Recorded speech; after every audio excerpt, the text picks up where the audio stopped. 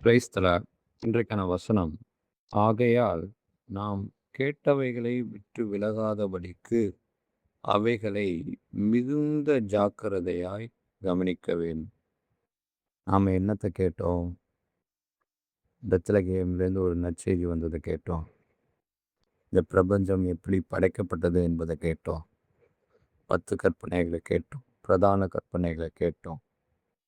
ஏன் இந்த வேதம் முழுவதுமே நாம் கேட்டிருக்கிறோம். இதில் உள்ள அனைத்து வார்த்தைகளையும் நாம் கேட்டிருக்கிறோம். அதை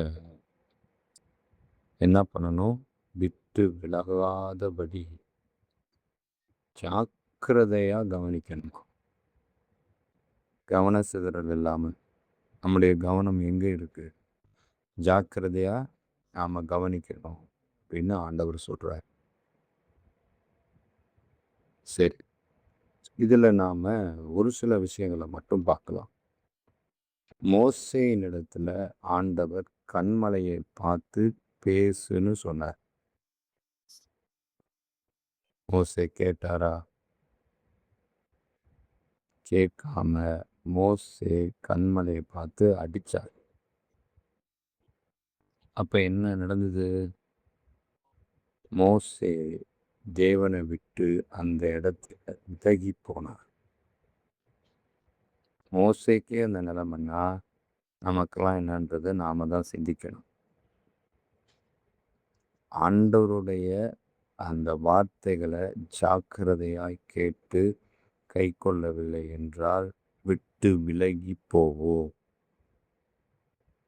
அதே போல பார்வோனிடத்துல போய் மோசேவை பேச சொல்றாரு, சொல்ல சொல்றாரு. என் தேவன் இப்படி சொல்லியிருக்கிறாரு, என் ஜனங்களை விடு, தேவனை ஆராதிக்கிறது. யாரு? பார்வோனிடத்துல போய். நாமளா இருந்தா போய் சொல்லுவோமா? அதாவது நம் கண் முன்னே நடக்கிற விஷயம், தவறாய் நடக்கிற விஷயம், அதை தைரியமாய் நாம் போய் சொல்லுவோமா? நான் ஆண்டவர் சொல்ல சொன்னா சொல்லணும். அதில் எந்த தயக்கமும் இருக்கக்கூடாது. அது யாராக வேணா இருக்கலாம். அப்போ பார்வோன், இப்போ முதலமைச்சர்லேருந்து பிரதம மந்திரிலேருந்து யாராக இருந்தாலும் சரி, இல்லை நாம் இருக்கிற ஊரில் எவ்வளோ பெரிய ஆளாக இருந்தாலும் சரி, எவ்வளோ பெரிய தொழிலதிபராக இருந்தாலும் சரி, யாராக இருந்தாலும் சரி, வேலை பார்க்குற இடமா இருக்கலாம், படிக்கிற இடமா இருக்கலாம், எங்கே வேணாலும் ஆண்டவர் சொல்லுன்னு சொன்னால் சொல்லணும். அப்படி சொல்லாவிட்டால் நாம் விட்டு விலகுகிறவர்களாக இருக்கிறோம். இது மாதிரி தான் எரிகோ கோட்டையை 7 தரம் சுற்றி வாங்கன்னு ஆண்டவர் சொன்னார். ஆண்டவர் சொன்னது தான். எரிகோ கோட்டையை 7 தரம் சுற்றி வரணும்.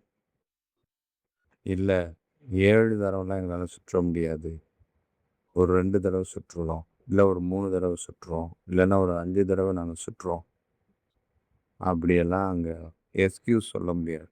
சுற்றி வரணும்னா வரணும். எல்லாத்தையும் விட்டுட்டு என்னை பின்பற்றி வானா பின்பற்றி வரணும். அப்படி நான் கேளாமல் போனால் நான் ஆண்டவரை விட்டு வழி விலகுகிறேன். இந்த 7 தரம் சுற்றி வருகிறது அப்படிங்கிறது வாழ்க்கையின் அந்த வளர்ச்சியை குறிக்குது. ஆவிக்குரிய வாழ்க்கையாக இருந்தாலும் சரி, உலக வாழ்க்கையாக இருந்தாலும் சரி, ஒவ்வொரு முறை சுற்றி வரும்போதும் அந்த வாழ்க்கை வளர்ச்சி அடைகிறதா இருக்கிறது.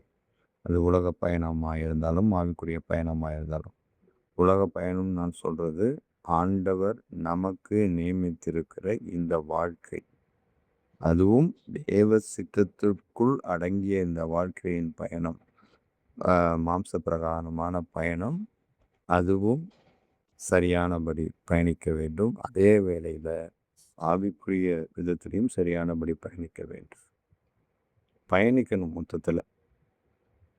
இல்லை நான் ஒரு தடவை சுற்றிட்டேன், அப்படின்னு நிறுத்திடாம 7 தடவை சுற்றணும்னா 7 தடவை சுற்றணும்.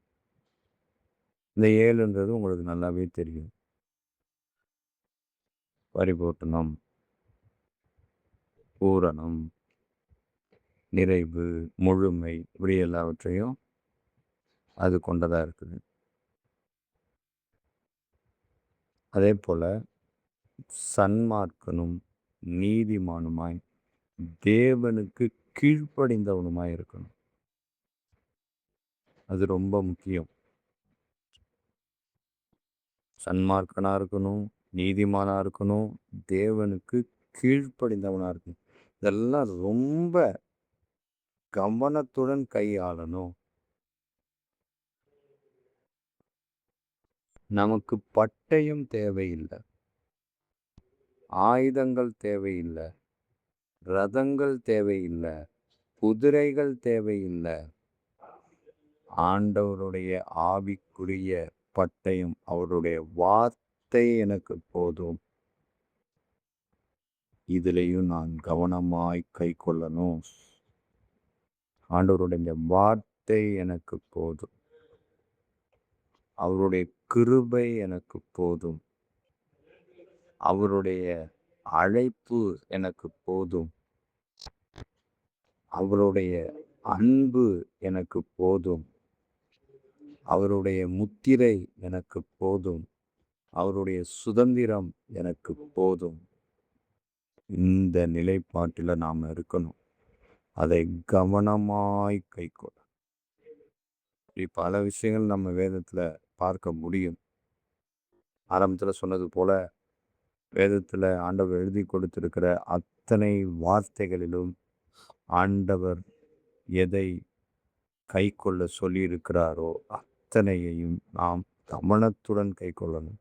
அதுல ஒரு சில காரியங்களை மாத்திரம்தான் நாம பார்த்திருக்கிறோம். நான் காண்பிக்கும் தேசத்துக்கு போனா போகணும், பேச்சே இருக்கக்கூடாது. சொன்னா சொன்னதுதான். அங்க போய் இல்ல ஆண்டவரே நான் போகல, இல்லை நான் அதை பண்றேன் இதை பண்றேன், ஊழியத்துக்கு முழு நேரத்துக்கு வான்னா வந்துடணும். இப்படி ஒவ்வொன்றிலும் நாம் கேட்டவைகளை கவனமாய் கைக்கொள்ளணும்.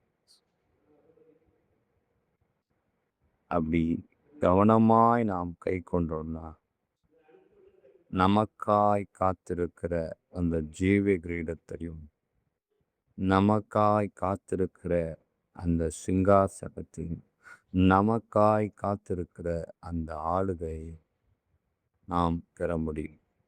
காதுள்ளவர்கள் கேட்க கடவர்கள். ஆமேன்.